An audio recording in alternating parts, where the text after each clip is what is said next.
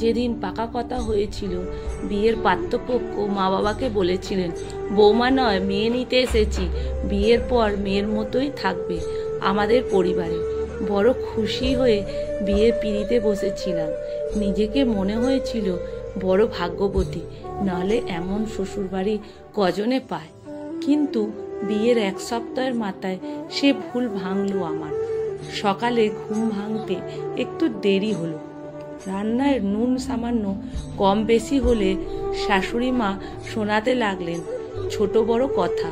বিয়ের আগে নাচ বড় প্রিয় ছিল আমার, বিয়ের পরে সে নাচও বন্ধ হয়ে গেল আমার। শ্বশুর মশাই বলেন, বাড়ির বউ কি না ধেই ধেই করে নাচবে? বাড়ির মান সম্মান তাতে আর অবশিষ্ট থাকবে কিছু?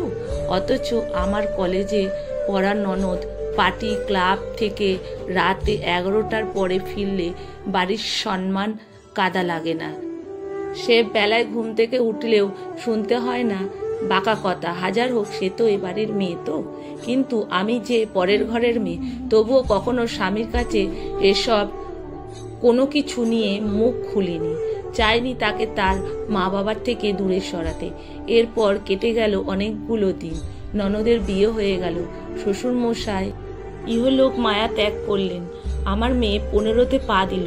সেই দিন হঠাৎ এলো সেই দুঃসংবাদটা। অ্যাক্সিডেন্টে অকালে মৃত্যু হয়েছে আমার স্বামীর।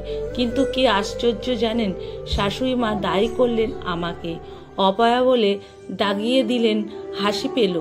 যদি আমার স্বামী জায়গাটায় আমি মারা যেতাম, তাহলে কাকে অপয়া বলে তিনি জাহির করতেন। যাই হোক, আস্তে আস্তে তিনি আমার ওপরে ভরসা করতে শুরু করলেন। আমিও তাকে চেষ্টা করতাম সবটুকু দিয়ে আগলে রাখতে। দেখলাম আমাকে বাঁকা কথা শোনানোর অভ্যাস বদলাচ্ছে তার।